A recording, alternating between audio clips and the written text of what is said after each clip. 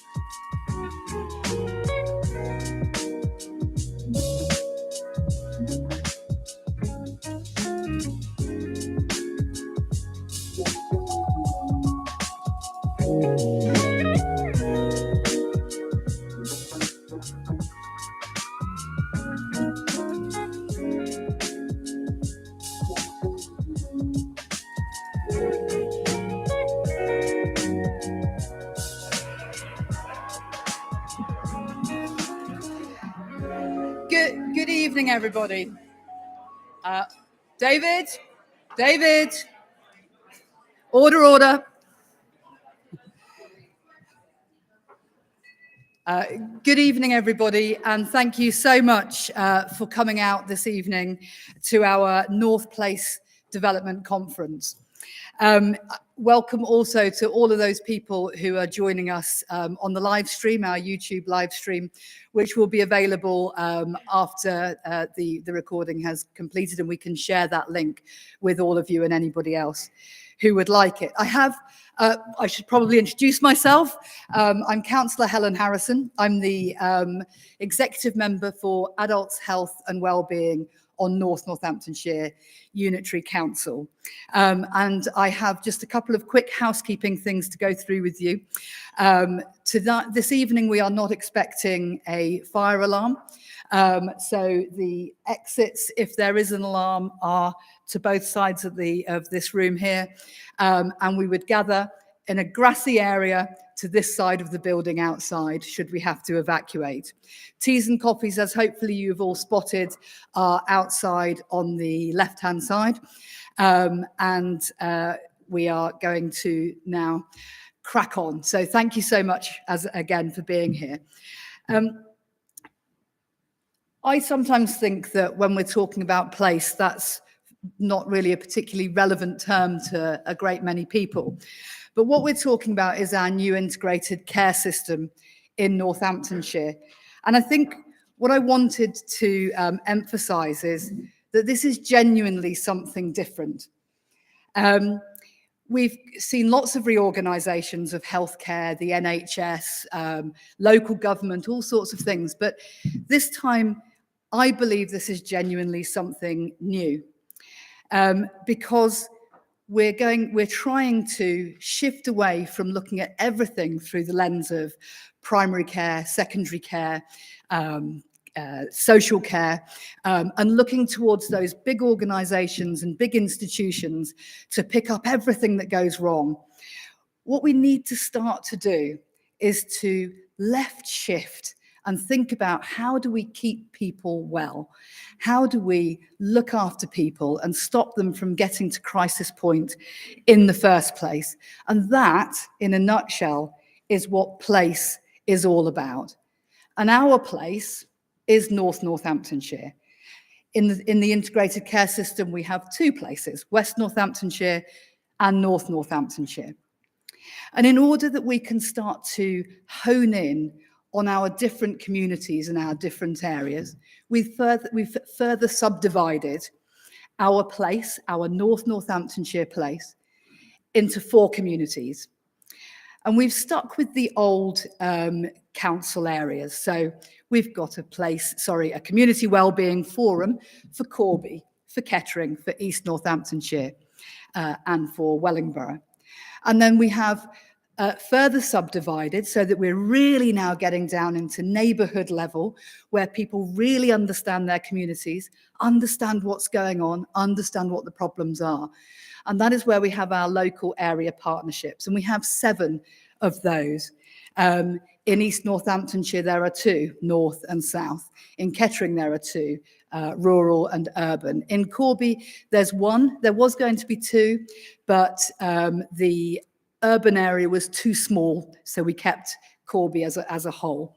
And then Wellingborough, not to miss out Wellingborough, we have an urban local area partnership, or LAP, and an urban. And all of those have got running and got going. We've had 2 meetings of each of the community wellbeing forums, and at least 2, I think I'm right, of the local area partnerships.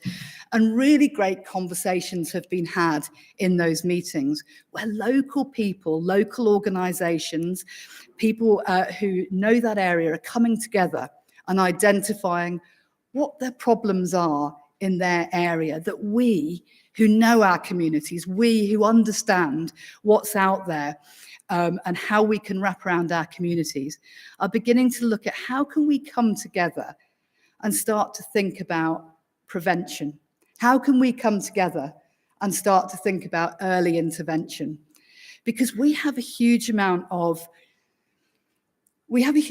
power at our fingertips, if only we would all come together and realise the power of bringing all of those things together. So, we could be talking about something as simple as a community group, a mother and toddler group, and an open area within a town, all thinking, you know what, together we can combine our expertise. We can look at the social isolation that a young mother experiences when she has her first child and she's not at work anymore, or she's perhaps separated from her family, because families tend to be spread further apart these days.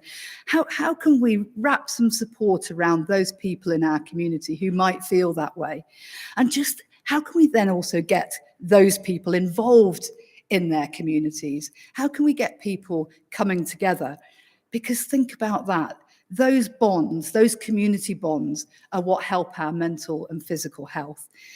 And I think we're all very, very aware of what causes health inequalities. We've talked about it for years and years and years, the wider determinants of health, those things about your life that have a huge impact on your health and well-being. And the problem that we see time and time again is our hospitals don't have time to spend a lot of time worrying about all the levers to pull, let's face it, about whether you have a good job, or whether your education experience was good, or whether your housing is up to scratch. But the council has a lot of levers there. But again, we don't have them all. But communities have an awful lot of ambition and qualities and people and buildings, where we can start to harness the potential of all of those things and bring them together. And that's why I've asked my amazing team to bring this conference together this evening, because you councillors, you all know your areas, you all know your communities in a way that a cardiac surgeon in a hospital may not, or I, as a North Northamptonshire councillor in a different part of North Northamptonshire, will not. And so what I really want you to come here, to go away from here tonight thinking, is how important you are in the health and well-being space, and in the local area partnerships and community well-being forums, and what value you can bring to that, and how you can help us to harness all of that energy that's already in your communities to wrap our arms around the people that we care about so much. So I hope that's a bit of an introduction as to what place, which is a very bald and fairly boring term, if I can say that. That's what place is all about. It's about you guys, it's about us, it's about our communities. So I'm now going to pass over to, actually I'm going to show you what, I'm going to give you the agenda. No, I'm not. I'm not going to press that. I'm going to give it to Ali. Oh, there we go. There's the agenda. So we're going to go through a little bit more in depth now of an explanation of exactly how our integrated care system works in Northamptonshire, coming right down into those community wellbeing forums and local area partnerships. But also, I'm going to talk to you. We want to talk to you about a document, an overarching document, the Integrated Care Northamptonshire Strategy, because everything is going to feed in, everything we do in our communities is going to feed into fulfilling that strategy. So I'm going to hand over to Ali Gilbert, who's going to take you through the strategy. Thank you, everybody.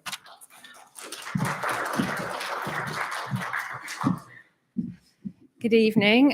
You've probably realised from the agendas in your table I'm not David Watts, I'm Ali Gilbert. So I'm masquerading for David Watts. David Watts is en route, so he'll join us shortly. So I'm going to do the strategic part and then walk us through the local area partnerships and exactly what Helen's described. So welcome to you all. One thing I would say, this presentation is a presentation that is navigating its way through the police, through the voluntary sector, through the hospitals, through general practice, through the Integrated Care Board. So this is a Northamptonshire presentation, and we are sharing the same presentation with you this evening because this is about all of us and all partners. So it is being led by the council, but it is led and owned also by every sector. And more importantly, what this does is put the community at the heart. So there will be a responsibility of the public within this to improve the outcomes. I'm just going to share with you the headlines of the strategy. So this is a strategy that has been signed off by system leaders. So our partners and leadership forum, the Integrated Care Partnership. So Live Your Best Life is the 10-year strategy for the population of Northamptonshire. We are now designing the strategy for Northamptonshire on the back of that. So I'm just going to share with you the ambitions which are embedded within that strategy. And just strategy is a strategy, but what we want to talk to you about tonight is the doing and how we all come together to deliver that strategy. It's a 10-year direction of travel. And there has been a commitment to a shared vision, shared ambitions, and you can start to see on the left-hand side there some of the sector partnership that signed up formally to this strategy. So this strategy is now working its way through all statutory partners and the voluntary sector to start to share and have a soft launch. It's been signed off before Christmas, so it's a commitment for 10 years. So this journey will happen over a long period of time, but we need to start somewhere. But the key element of this strategy, and I'm going to walk through the operating model shortly, and this strategy shows a commitment of how we work in a different way. So the shared ambitions, and just to emphasize, this is not a health and care integrated strategy. It is a strategy for the people to address inequality, improve health and well-being, value for money being addressed within that, and really looking at the social and the economic problems that we have so we all can come together. The only way that this strategy will be delivered is that all sectors work together collectively with a combined direction of travel, because what we have at the moment are strategies that don't necessarily all align. So strategies will then start to align behind this integrated care system strategy for Northamptonshire and West Northamptonshire. So the shared ambitions there, best start in life, just pick a few of those out. Opportunity to be fit, well and independent. And you can start to see that this is about the health and well-being of the population, and it is about where they live. So those are quite challenging ambitions. They were set there deliberately.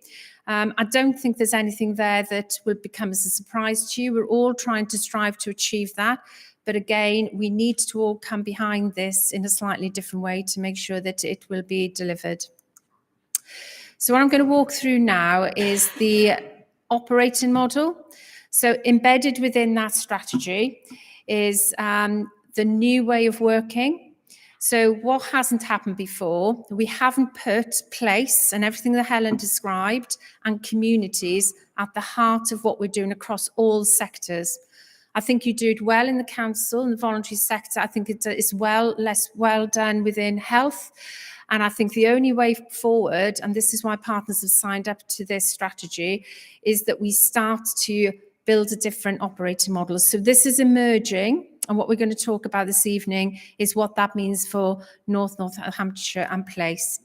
So you can start to see on the outside of that egg shape we have in front of us, the ambitions.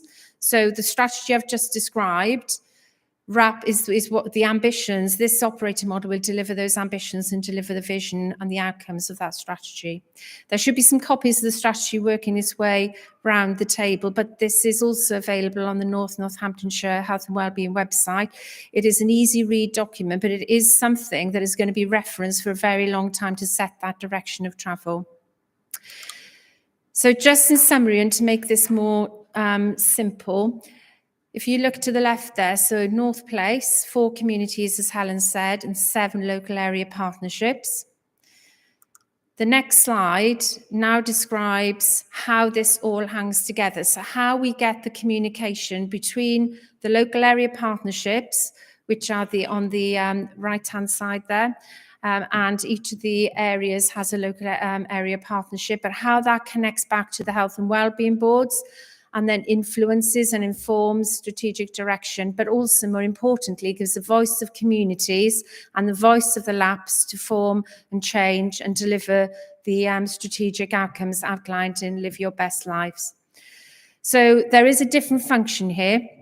So if you take the LAPs are the doers. They are the ones who are identifying based on data, intelligence, the voice of people working out there, what they think the problems are, not what people tell them the problems and the opportunities and challenges are. So they are the doers. The community wellbeing forums, which we have Corby, Kettering, Wellingborough and East Northants, they are the forums which will influence and inform and take intelligence from the LAPs and will drive that strategic agenda and really be a voice for communities and real problems to the Health and Wellbeing Board, and then through that broader operating model. That doesn't exist. It's beginning to emerge. Components of it exist across Northamptonshire. So it's up to us within Northamptonshire now to make this work, to start to get the communication and the understanding what the real issues are and how we move forward to deliver that 10-year strategy. What I would say, this is an integrated care system. There are 42 integrated care systems in England, and this is a statutory ask, so it isn't optional, because many of you might be sitting in the room thinking, well, we've heard this before, we've done it before. However, it hasn't been mandated before. It hasn't been through royal assent, through the Department of Health and through local government. So this is a commitment all the way through. And it's up to us to design. And that's why we've called this call to action, because we all have a responsibility in this room and in all the other sectors. There's a call to action for all sectors to work together to move forward in the same direction. Just a bit of an outline in terms of the boundaries. So those local area partnerships, which we said there are 7 of those, and we will talk about the detail on all your tables as we go into the discussion groups. They are based on electoral ward boundaries, and a key message from myself is that that is a starting point. It might not be perfect, and we have heard quite a bit of feedback about, does this fit? Is it right? Does that fit with urban and rural communities? But the way to look at this is that there are many variations of communities. There are the hard to reach communities, whichever lens you describe. There are lots of mini communities and neighbourhoods within areas. So what we're trying to make sure is that we're digging right deep into those communities. So let's take the boundaries as they are, take stock in maybe a year's time, and let's get into the doing first. So I think it's really important that we move into function and doing rather than just having a conversation about form. And if we had GPs in the room this evening, they would be saying, well, they don't fit in necessarily with the primary care networks and their boundaries. The police have aligned their police beats around these elements now. So we've got police aligned to the LAP. So you can start to see how stakeholders start to move and wrap around the communities all together to deliver that ambition. So in terms of where we've got to, this journey really kicked off May last year. So it went through Royal Assent and it was mandated the big front end of last year after COVID. And it was decided that there was so much learning from the COVID experience that they wanted to fast track the establishment of integrated care systems and these models so that we don't lose the intelligence and putting communities at the heart of what we're doing. So we designed the model with communities and all stakeholders. So the model that we're just talking about has been from the bottom up within that, but we're only just now beginning to work out its function. The community wellbeing, the priorities for the community wellbeing forums and these local area partnerships have only just in the past 6 weeks started to come to the forefront. And I'm going to step through some headlines of that shortly, and then you'll have an opportunity on your tables to discuss really what that means for you and your communities and what you understand with those priorities. So we are now in phase 3. So this is now the new sense of place. So how do we start to bring this to life? And how do we now start to bring the wider sector, stakeholders in now to have a proper conversation around these priorities that are beginning to emerge? So community wellbeing forums, I'm going to skip through quite a few of these slides. So the 4 community wellbeing forums in the 4 areas, they are there to inform and influence, as I said earlier on, but they are also there to make sure that there is a collaboration and a shared view of how we influence. So we're much stronger together when you've got the police, you've got the council, you've got health, everybody's saying, actually, this is how we think we need to influence our communities. This is the conversation we need with our communities, because what was very clearly coming through from those forums, a fragmented conversation with communities, and communities saying, well, we're confused because one sector says this to us, another sector says something different. We didn't have a grip on how many engagement approaches we've had and what the communities are actually saying to us. So at the beginning of these forums, we said, do you think we understand our communities? They said yes. At the end of the forums, they said no, because by the time we'd had everybody's view into the room, we realized we're only looking at our communities through a certain lens. So this is about convening intelligence, people, and data together to really get under the problems to try and solve that. So the aim of the Community Wellbeing Forums is collective engagement and involvement with communities. So these are the slides I'm not going to go through, but it's just to say that one of the solutions that's come through from those forums already is that there is a need for a central repository of all the engagement that's happened through all sectors, and all the information is beginning to come through to us.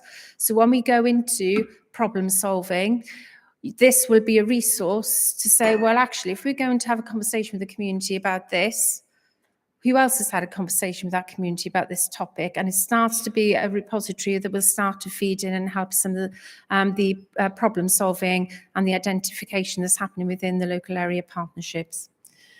So these are the ambitions of the Insight Hub.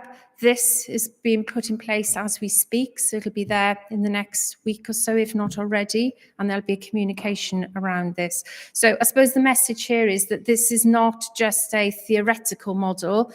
So this is at the heart of the strategy. This is now live, and it is beginning to produce solutions and beginning to bring that sense of collaboration together.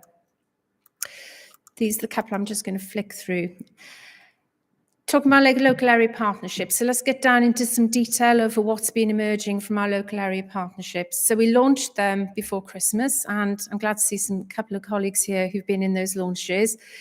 They are conveners of bringing people together, so we have had to take a bit of time to really describe what a local area partnership is and what it isn't. So this is what a local area partnership is.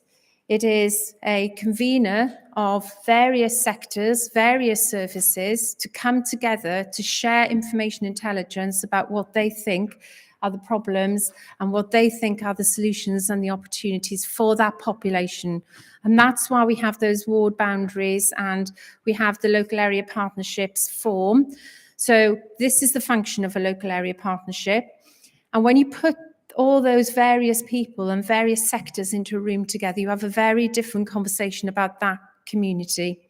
And again, what's come out of the labs is you start the conversation, do you know your community? We think we do. We start to talk about a problem.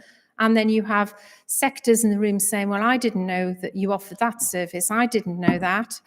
How can I help with that? So you can start to see the collaboration emerging within those local area partnerships.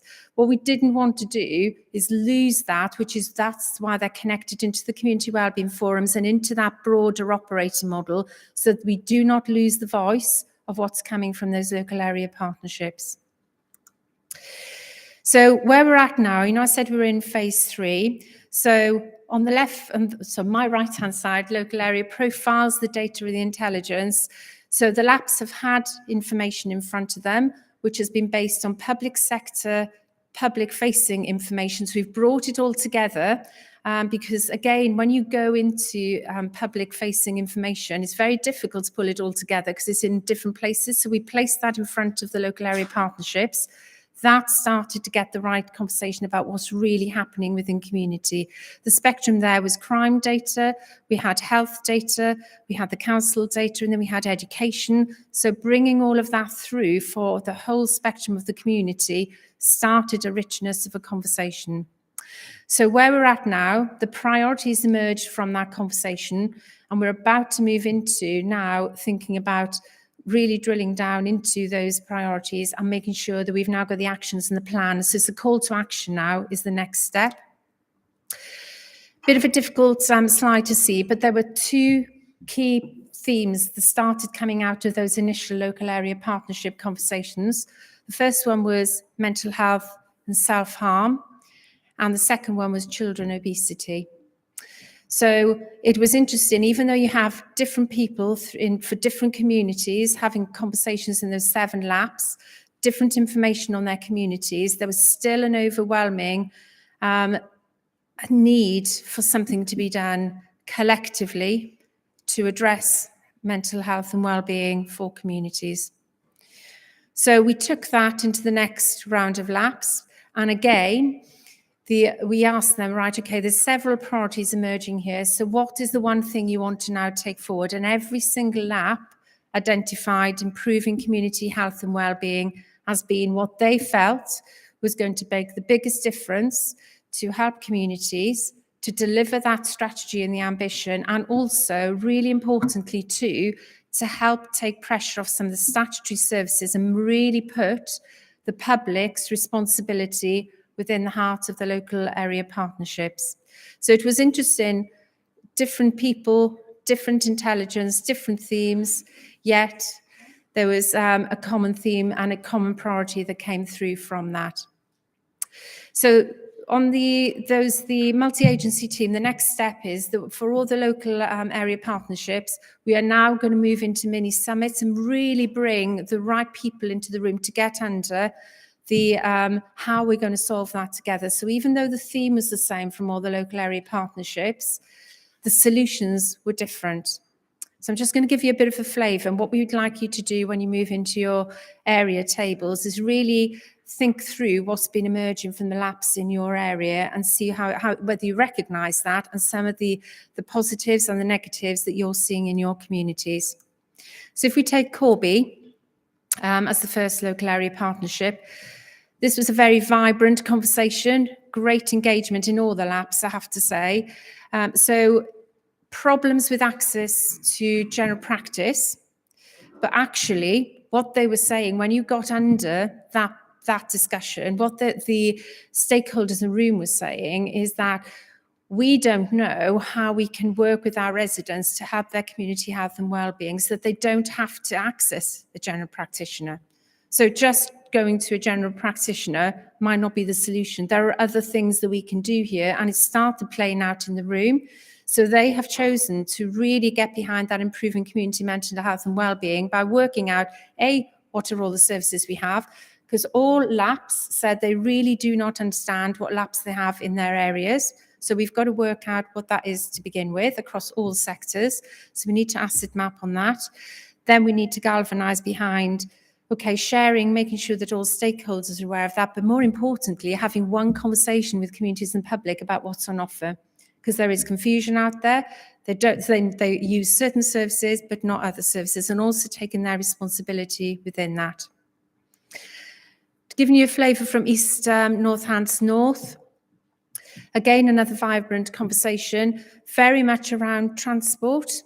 So a real issue in terms of connection between public transport, but the voluntary sector transport. So we had voluntary sector transport agencies in the room, and again, recognising that they weren't working together. So they said, well, actually, we've got the same population here, we've got the same communities.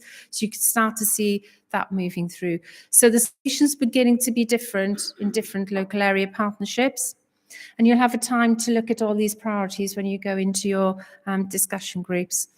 East Northants South, again, a similar theme, but they felt that they had a better grip on the services there, but they had a huge problem with the services being overstretched. So they didn't know what waiting lists, they didn't know whether you'd be waiting 6 weeks to access something. So we had the Citizens Advice Bureau in the room and Department of Workforce and Pensions. They were talking about what they knew. So everybody was stretched, but nobody knew how far everybody was stretched. So there was a real recognition that we are just signposting people between services. So how can we prevent that? And how can we make sure we are doing something to help improve the mental health and wellbeing of communities? So you're beginning to get a flavour of what's come out of the LAPs. I won't go through all the slides now. We will take that through into the tables. But what the next phase is that we've now got to get, now that we've identified these themes, we've got to get more people into a room to really start to pull together the call to action and what we can put in place now.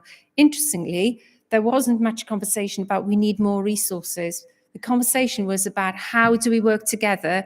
There are plenty of resources there at this point. How do we work together? How do we collectively talk to each other and have a better and improved communication with the public? So I'll just skip. You can start to see that the LAPs, what's emerging from the LAPs.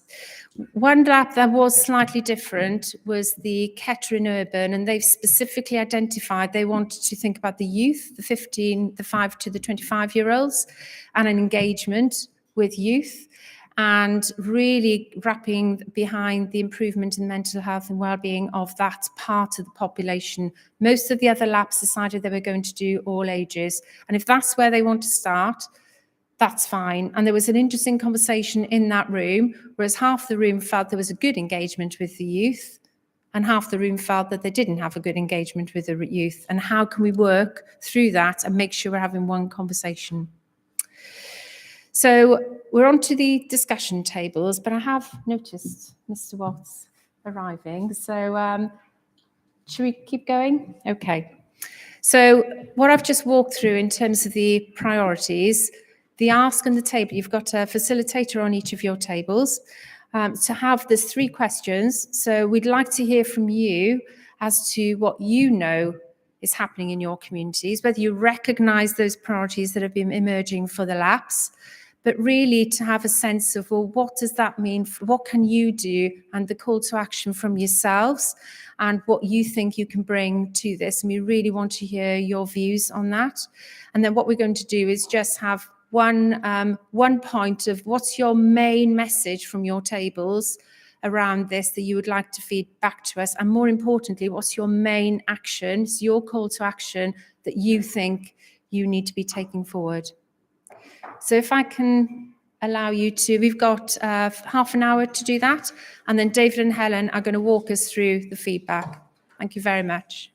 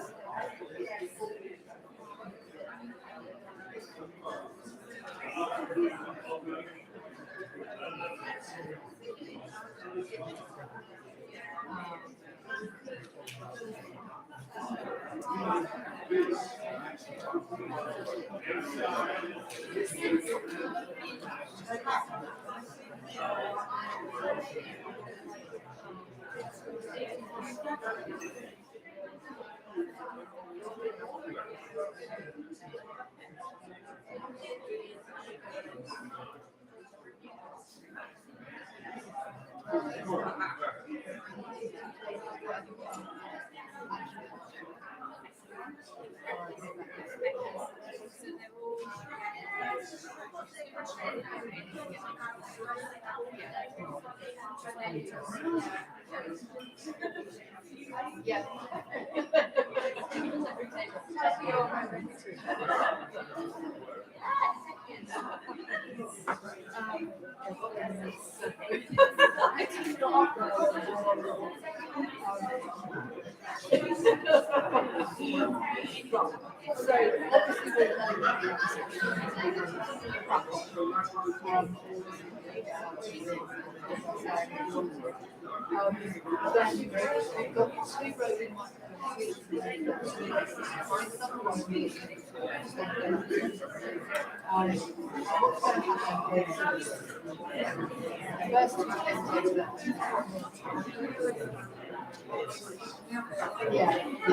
So we're just gonna, however many tables we've got.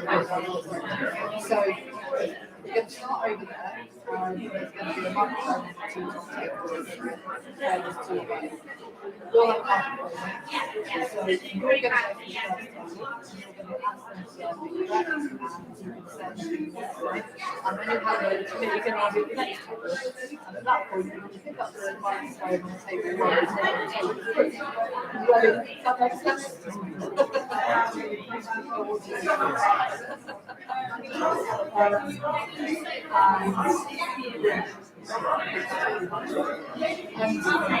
We've got 6 10 tables, so you know, it's I think we would say before that, depending on what they say, you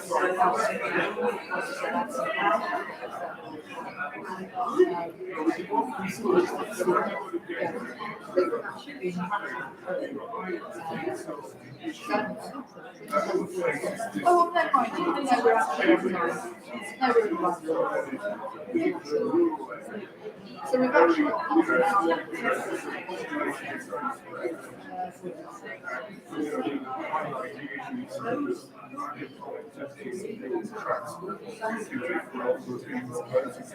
Yeah, sorry, I meant that. So actually, you can spend some time, you don't have to watch the television.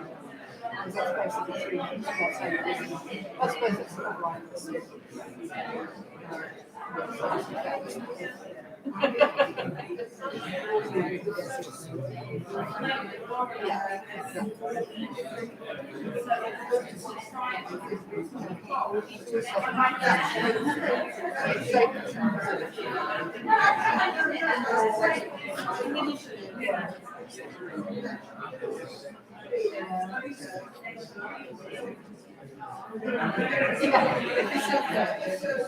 So how did you find it?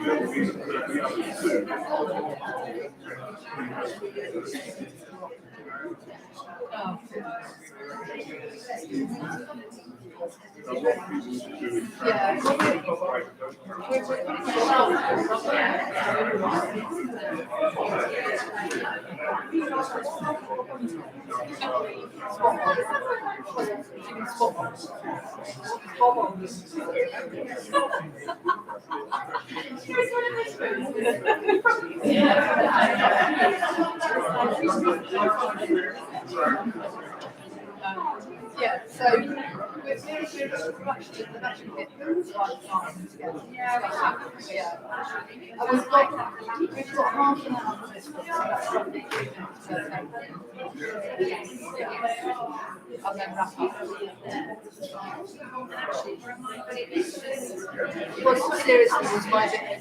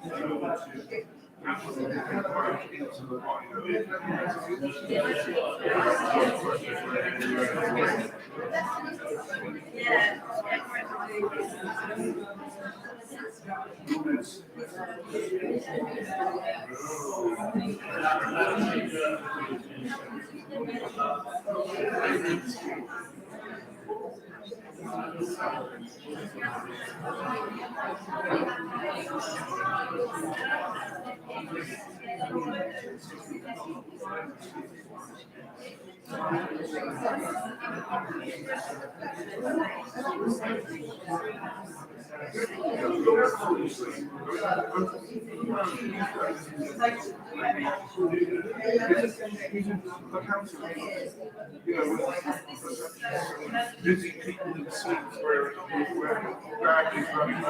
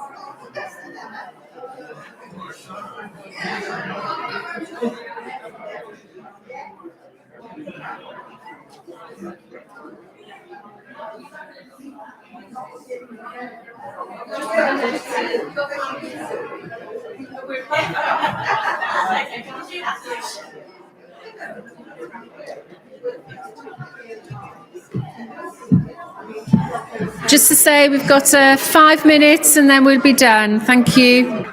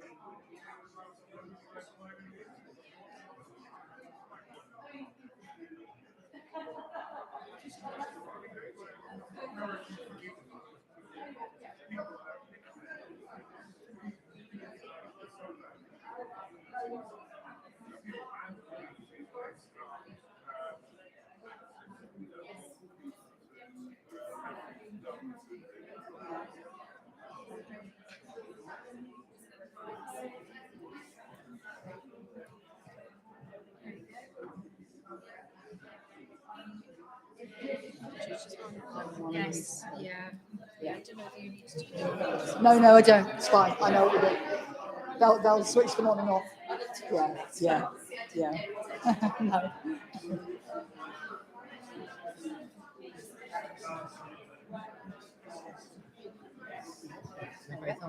When you're ready, they will. Yeah. And then they'll just keep the live stream in when you start. Okay, we're giving them. Yeah, we have given them a few minutes.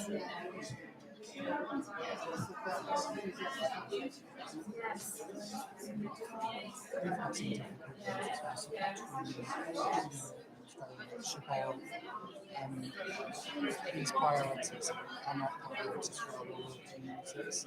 So there's a feeling that because they said none of them knew about either the community wellbeing forum or the labs, possibly because it's called Kettering Urban, so they were waiting for a Kettering Rural to come out.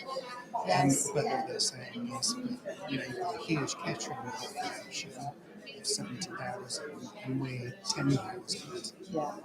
So how are our priorities ever going to get picked up? Yeah, it's the smaller communities. Well, it's good because if there's But actually, that's what we want. At least they're owning it.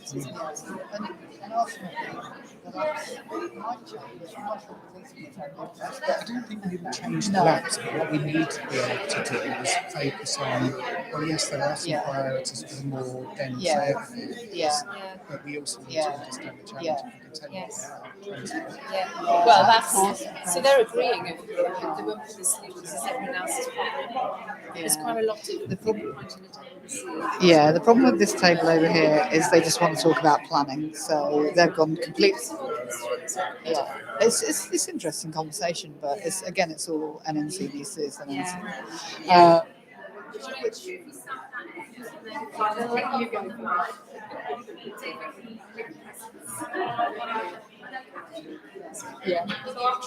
Thank you, everyone. We're going to come back together now. And I hope I don't have to do my school teachery bit. I've got a really loud whistle if I have to.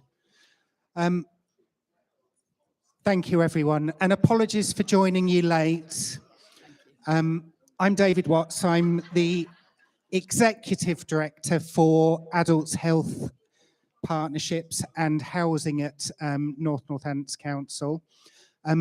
Fairly early on in the development of our place-based approaches, I've taken a lead for that. For the integrated care system, mainly because we wanted communities to be a part of that.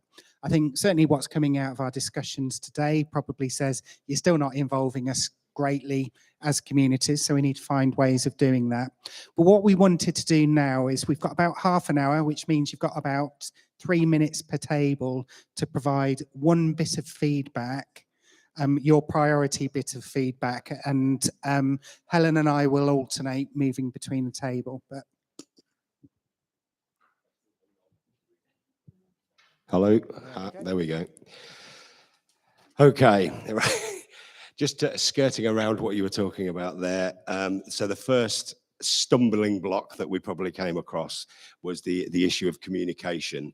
I'd say 70% of our table had nothing about even this one tonight until very, very recently. We knew nothing about the LAPs that were going on before, and it's taken us a while to get that off our chests.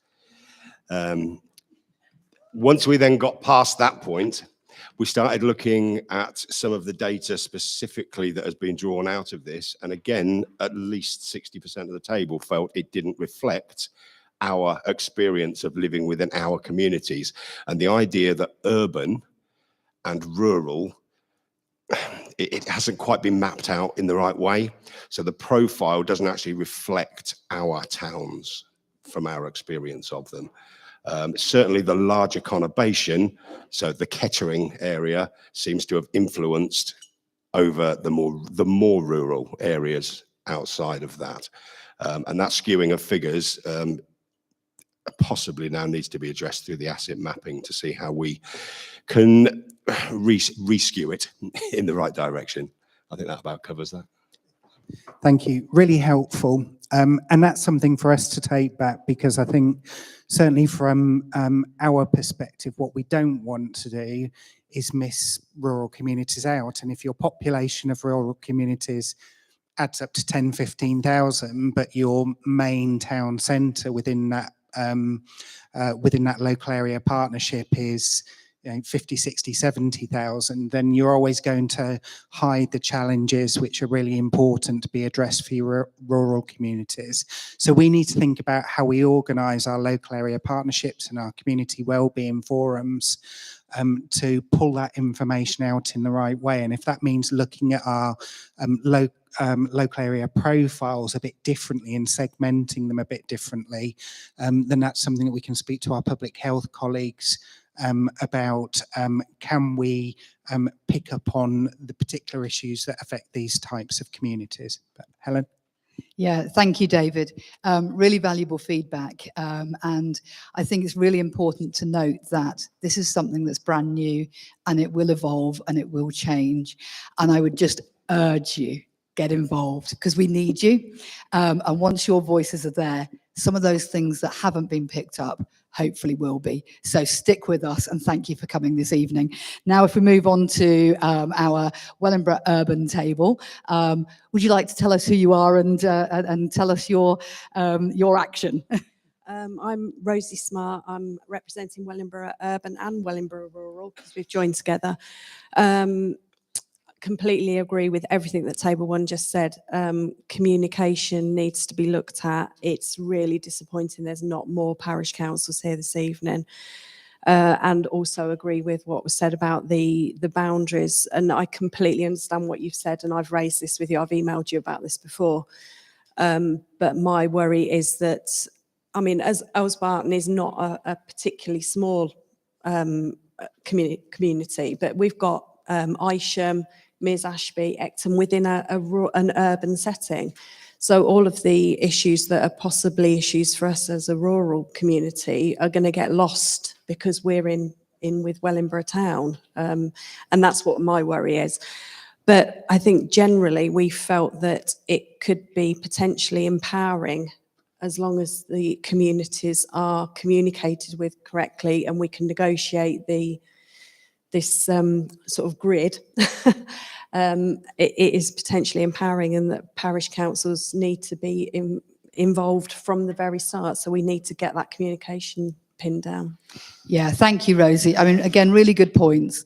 And thank you for that bit of positivity at the end, because it is really important. And I think if we can start to harness all of that energy that all of you have, those messages, those stories, those priorities will come through. And the point about communication is very well made. I am going to make an excuse. Parish and town councils are really difficult to communicate with, and we have. I tell you, okay, I've sent out at least 3 emails to every single parish council, and they still say they don't know about it. But we'll keep trying. And you know, if there's a particular way you want us to communicate with you, could you feed that back? Because it may be that we're using an incorrect channel to do that. Thanks. Thank you. So we've got our second Kettering Urban table here. It should be on, Jen. Thank you. My name's Jan O'Hara. This is our Kettering table. We've had a really interesting discussion this evening. I just want to thank everybody here for coming, because it's quite illuminating, because we've had quite a few reminders about this evening, and it's great to see so many different partners here. And I don't think there should be any difference between whether you're a unitary or a parish council. We're all working together for the same community. And I think what's been quite gratifying tonight is that we all think along the same lines, that we all are communicating with all the different societies we've got within our towns and villages, be it a football team, or be it the schools, or be it the local health partnerships that we've got. And I think what we're trying to do is we're trying to encourage the small groups, because we've all been through COVID. So many people have been isolated, whether you've been young or old, or a young mum. And I think that's been such a difficult past 3 years. And we feel that we are endeavouring to engage via social media, or via, you know, sending leaflets out or putting something out there on our council website, and that we would like to encourage more and more small groups and develop that network, and an investment in our facilities that we've already got. We've got some fantastic facilities, and we've got fantastic leaders across so many different areas, and having that all pulled together into one hub is just an amazing thing to be involved in. We thought that it would be good to not only asset map what we've got within our towns and villages, but to asset map the facilities we've got and the leaders that we've got leading all the different groups in whatever area, and get everybody in the room as being just an amazing feature of this evening. But also what you guys have been doing in the weeks and months that led up to this evening is bearing fruit. And I think what's really important is not just the view of one person, it's the view of all of us as a community. And it might be that somebody puts something on social media, but that's only one person. It's not representative of that one, you know, of that one person. It must be representative of the whole group. And I think for us, it's more about investing in what we've got already in our communities and building on that, and actually recognising the mutual respect and the rapport that we have, and having that transparency and that honesty. And I think on this table, we've certainly got that. So thank you to everybody. Thanks, Jan. Really helpful. As people talk, you know, things do pop up in that sense. And one of the things that I said to this table is the data is just a starting point for us. The richness comes from the people around the table who know those communities. And absolutely, if you think that the profile really doesn't reflect the area that you represent, it's really important that you are present in our community wellbeing forums, and are present in our local area partnerships to help us shape that and get it right. We're still very early. Please don't think that we're well developed. We're very early in the development of what we're doing. We've only had 2 cycles of community wellbeing forums and local area partnerships, so still very much finding our ways. So this is Corby. Thank you. Hi, I'm Mike Page, Corby Parish Council, Weldon Parish Council, nearly got it right. We we're going to give you, I suppose, our view from Weldon's point of view, because I don't think it's actually anybody from Corby Town here tonight. Oh, they're there. Sorry, guys. Apologies. Sorry. Well, we've got two tables. Okay. Well, we'll give our version of this then. We sort of see health and well-being. Well, first of all, it's a great idea. That's the first thing. We think the whole idea of the forum is brilliant, and we can see how it can work and how it should work. So hats off to you guys for doing this, and we really support what you're trying to do, and we want to see it happen. I think what we're seeing though is, for instance, we see health and well-being as being, Weldon is a fast developing area at the moment. The parish is probably the quickest developing area in terms of housing at the moment in Corby. You've got Price Hall Park. You've also got Weldon Park, and thank you, Angela. Okay, so there's quite a lot going on. There's a new school being built there. In fact, there's several new schools being built there as well. So we're sort of seeing a fast changing, evolving community because of the development. But it's happening almost before our eyes, and we're always behind the curve because things are being put to us. Quite often we're confronted with stuff which, quite frankly, nobody wants, but it's going to happen anyway. So we're in the process of trying to understand how to slow that process down and get ahead of the curve. So we see health and well-being about roads, about also having the right development as well. And we actually looking for support to help us to make sure that our parish is heard. And that, because we actually think by that long-term development is actually what's going to help improve well-being. Doesn't mean there aren't lonely people, it doesn't mean that we don't have poverty, but right now that's the big sort of thing that we're seeing at the moment. And as I say, we were talking earlier about it, it's something that we're trying to get some traction on. But as I say, as far as what you're trying to do is concerned, we think it's absolutely spot on. Thank you. And I agree with you with, I'm realising I'm going out of order. Helen told me what order we were doing things, and I've just clocked we haven't. I'm just ploughing on. I think particularly that bit about shaping place to be the right sort of communities that you've got, and making sure that the infrastructure goes with it, the community infrastructure, not just the hard infrastructure, is a hugely important part of that. And that's where the voice of communities needs to come out. I think you're absolutely right. Development will happen and it will drive forward. I think what you want to be able to do is influence that it's done in the right way, and influence that the services come with it, that your GP practice grows with it, that your other services, schools and whatnot, and your transport infrastructure grow with it as well. Thanks, David. So we have two East, North and South tables, and this is the first of them. Lee, take it away. Thanks, Helen. So I echo what everybody else has said. We are very excited about, and I attended one of the early meetings, and it was great. The energy in the room and having all of the services come together, that was really good. I think on this table we were surprised somewhat. I think that the areas that had been highlighted as the main ones, they were all about mental health services. That's no surprise. I think we were surprised that the access to doctor surgeries wasn't higher up the list, but then we accept that there were experts in the room that were coming up with these priorities. It was all about communication for us. Without doubt, communication was it was a theme amongst everything that we raised. Not just the communication as in, as unitary councillors, we don't really know all the services that are offered. There is no way the public are ever going to know who they should be contacted or the services they get. And there is, I don't even think, and we saw this sitting in the meeting, even the various services that are around, even they aren't aware of all of the other services. So there is a real duplication sometimes of services that are offered. The two things that we thought could really benefit. I agree with you that we know that communication to town and parish councils can be difficult. I say that as a town council, and a lot of the time that's because the emails go through to the clerk. The clerks aren't full time; they've got a million other things to do. We thought that it would make sense if the town and parish councils nominated actually a representative, in the same way that we used to with the JAG, the Joint Action Groups for the police. But if the town and parish has nominated somebody, at least then the clerk knows where to pass those emails through to.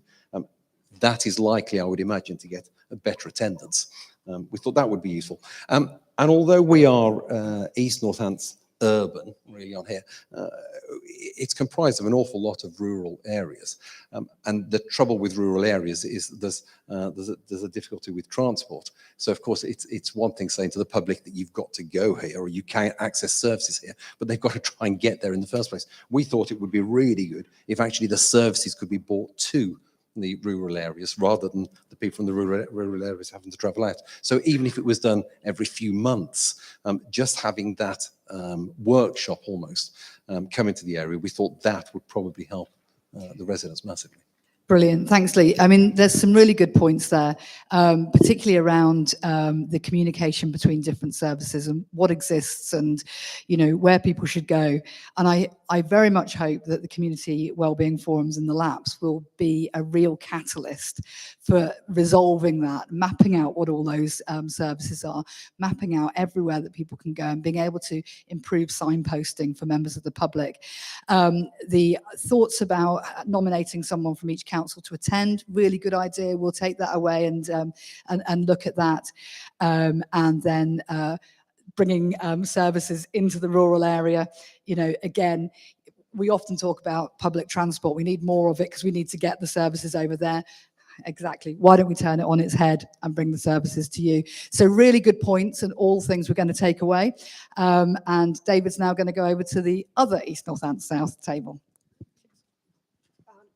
Thank you. I'm Janet Hathaway. I'm from Woodford Parish Council, and I'm also chair of East Northants Patient Participation Group Association. And I would very much agree with the previous speaker. Put it near your mouth. Sorry, can you not? Is that better? Sorry, thank you. Access to GPs is a real issue, and it's been made clear to me at previous meetings that this new setup is very much to deal with preventative measures for the future health of the population, and everybody must be in favour of that. But we cannot neglect existing services for the sick and needy now. And we're having endless pressures on this, and we know that our local people feel it very strongly.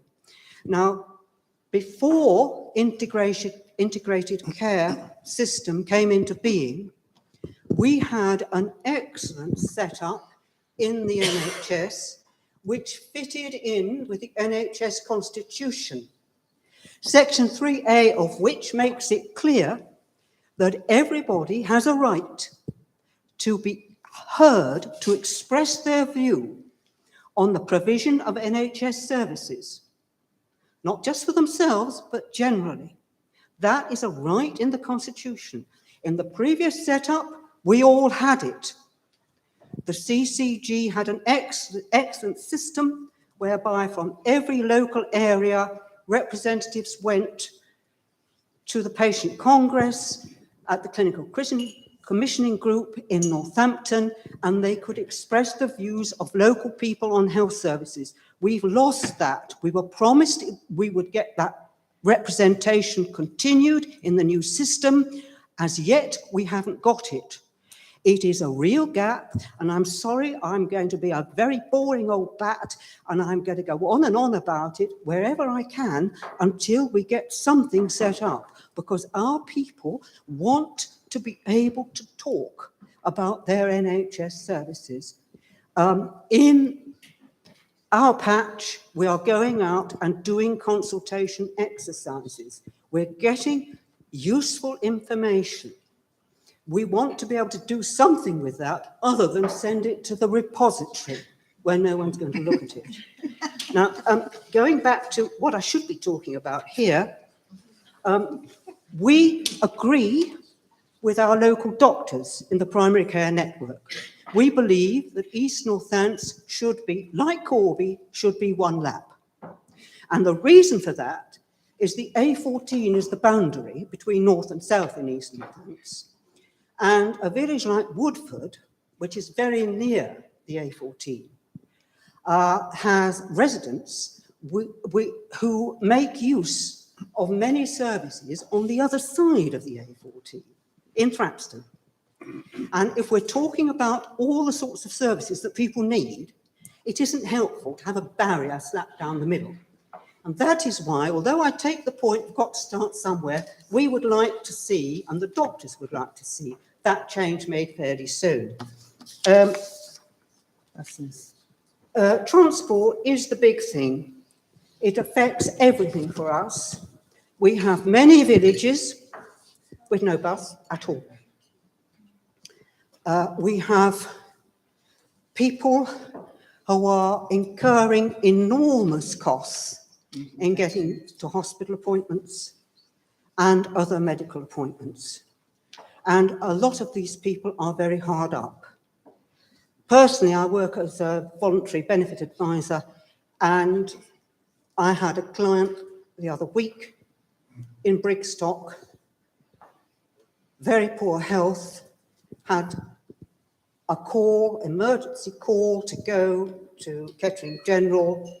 The volunteer transport system, of course, can't react to emergencies, and he incurred a £40 round trip cost for a taxi.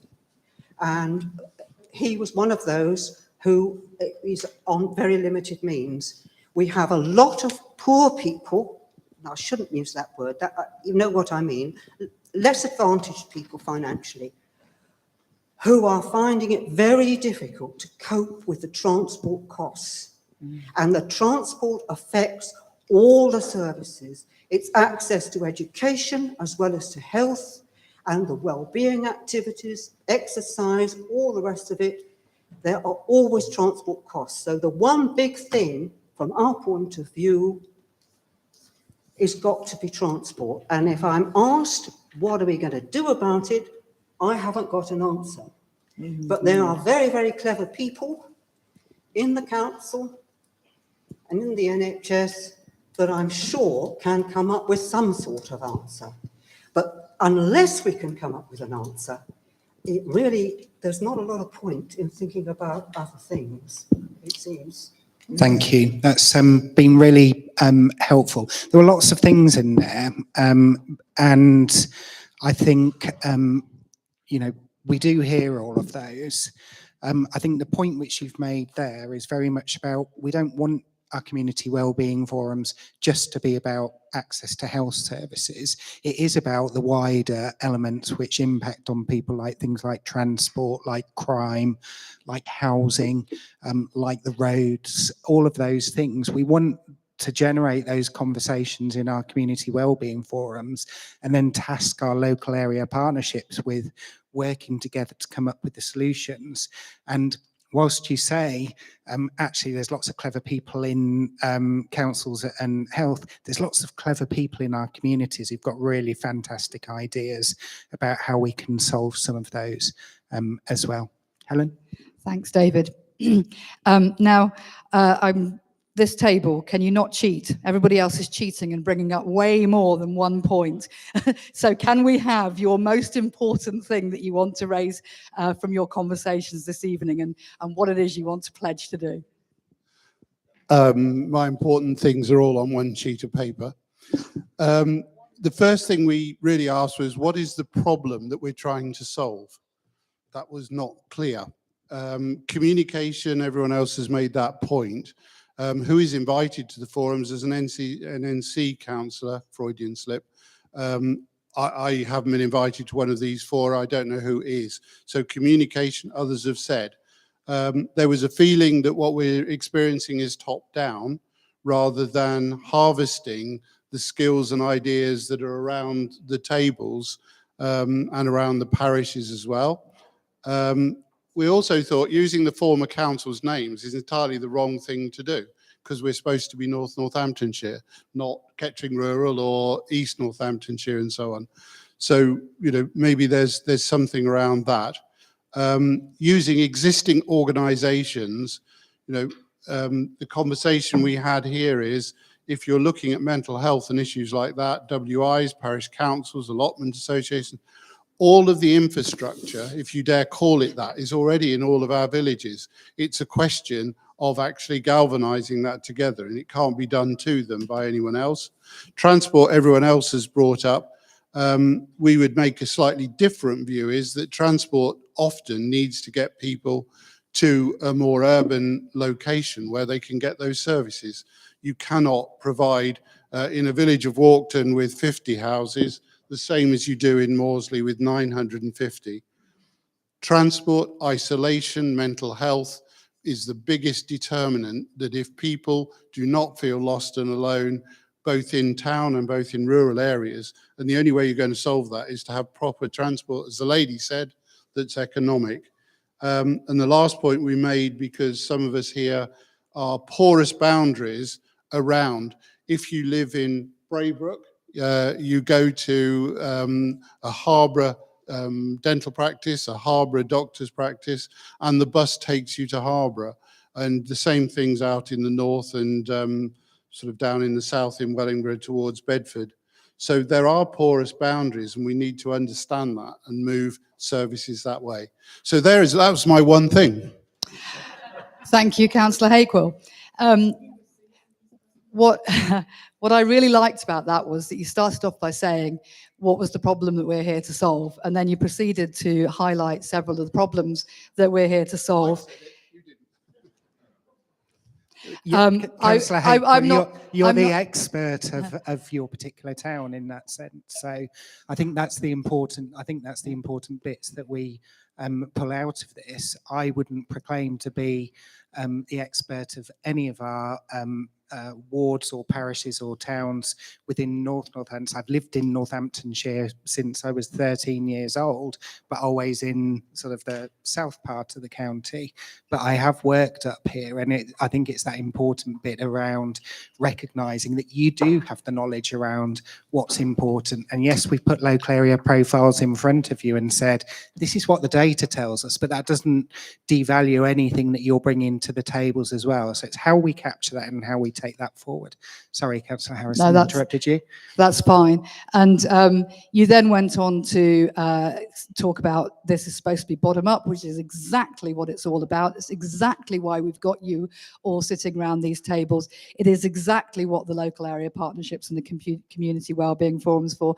And it is about harnessing the Women's Institute. It is about harnessing the Parish Council, the Allotment Society, and all of those brilliant organisations that we have in our local communities. As I said at the beginning, it's absolutely about bringing all those people together, all those movers and shakers. It's about saying, what is the problem? You've sat there, you've identified some problems. What can we do about it? You've started talking about what we can do about it. You've also started talking about who some of those people are who can help to make those things happen. So I would say, what a success that conversation has been. Thank you, Councillor Harrison. So I'm going to call on Councillor David Brackenbury from East Northants North to give us a model answer. One. We, of course, David, we'll try.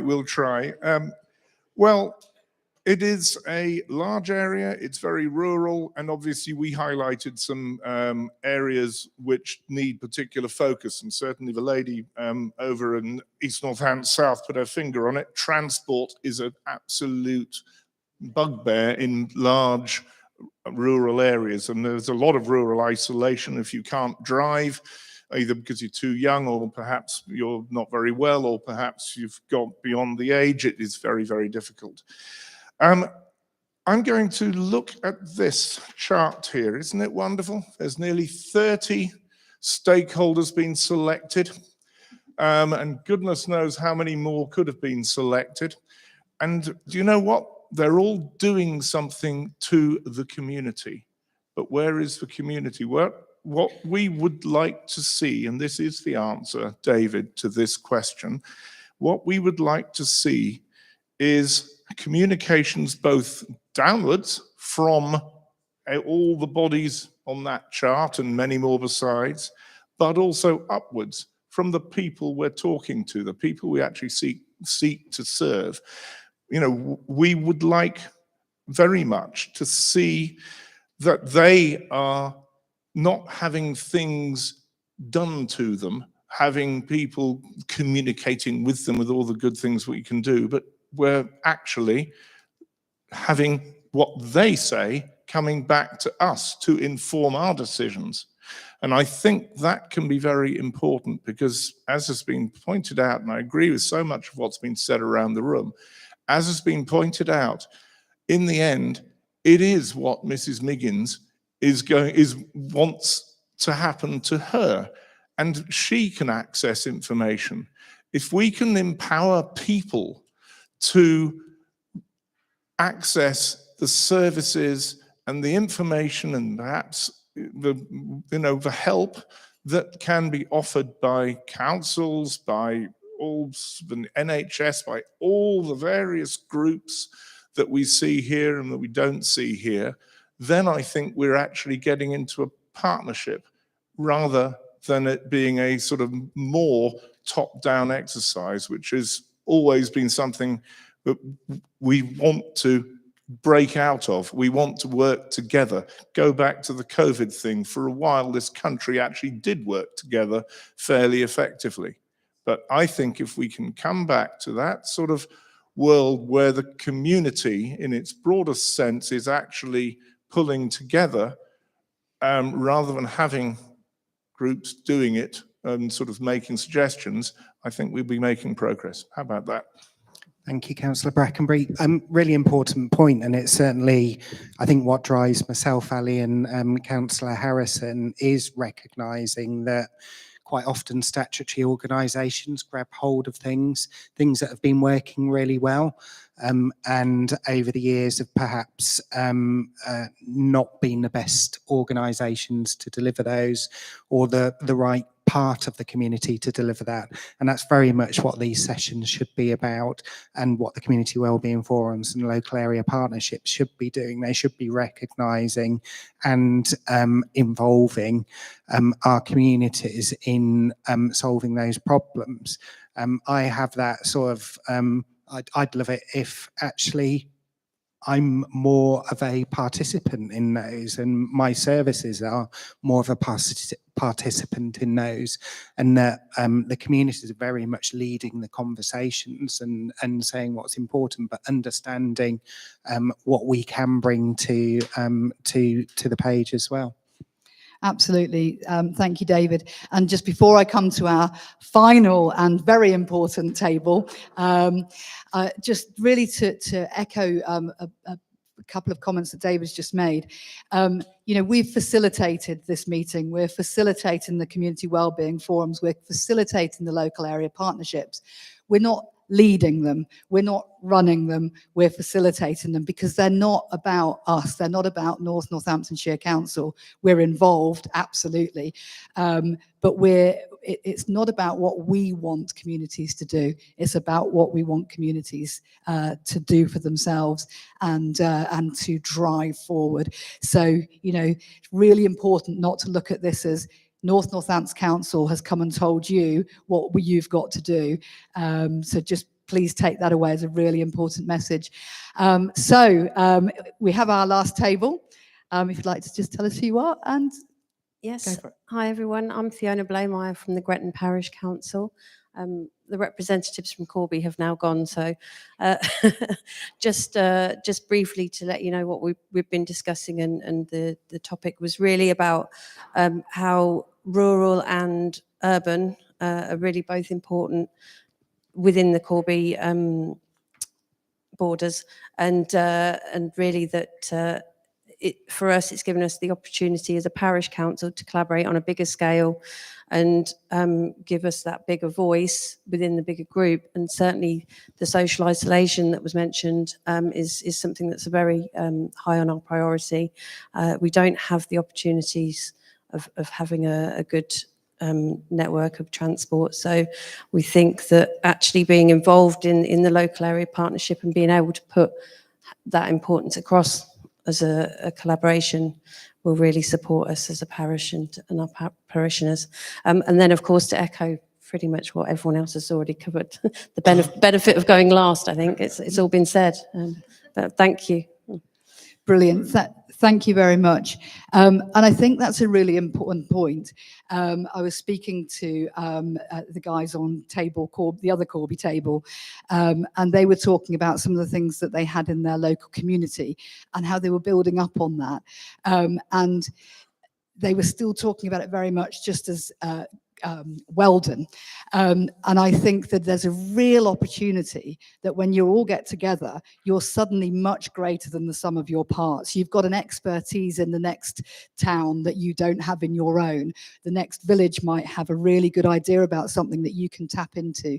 And I think these local area partnerships and forums are going to be really key in driving some of that and actually meaning that our communities already are doing so much can actually do so much more. So thank you for that. What does anchor institutions mean? Anchor institutions are things like they're institutions that are pretty much, they are there and they're there to stay, like universities, hospitals, local councils, those. Police. Yes. Police, fire brigade. Yeah. And big anchor institutions are big employers. They've got a lot of influence in the local area, that type of thing. I think that's been really helpful for me, and it's good for us, particularly as the group of three who are trying to facilitate it, to hear that. And some of it can be hard to hear as well, because we've certainly Alice put a huge amount of effort in trying to gather the information and work on developing profiles for each of our local area partnerships. But we do take on board everything that you have shared. I think it's also really important to recognise, even though you've got those current priorities, we know your priorities will change over time. If you do manage to address priorities in one local area partnership, the next question should be, didn't we do a brilliant job of addressing that? And how do we move forward and take the next urgent and pressing thing and deal with that? Because now we know how to organise ourselves as a broader community of statutory organisations and community organisations and people that want to make a difference to their local area. So we will take the information that we've got, and key bits which we will get out of that is we need to find a way of sorting out the communication, and particularly how we get the message out to communities so that people understand that these local area partnerships and these community wellbeing forums, and if we develop a summit for a particular area or a particular theme, that information gets out in a timely but also far-reaching way. So again, if you have any ideas about the ways that we can do that, so Lee shared the idea of there being a nominated person above and beyond your clerk to receive the communications and the invites. That may be one thing. On the table that I was sat with earlier, I said, actually, I know where everyone used to go to get the information. It was, in my village, it was the notice board outside the co-op. We need to know what's important to your community and how you get those messages out there. So thank you. I don't know if you want to close. If I may. I would just like to reiterate David's thanks to you all for coming. And if there's anybody, any hardy souls who've managed to continue to watch on the live feed, thank you very much for watching and being interested. And I think my plea is, as David said, any feedback that you have about this event, any feedback you have about the local area partnerships and the community wellbeing forums, please do feedback to us. We do want to know. We are going to take all the information that you've given us today, and we are going to feed that back to you. And we do want very much to keep in touch. And what we want more than anything is for you to go out there, spread the word, make sure that people who don't know about community wellbeing forums and local area partnerships, who should know, do know, because we need to get the right people in the room at the right time to make things happen. And please, you were energetic and enthusiastic enough to come this evening, which suggests a real commitment to this. So please don't give up. Please help us shape it, and please keep involved.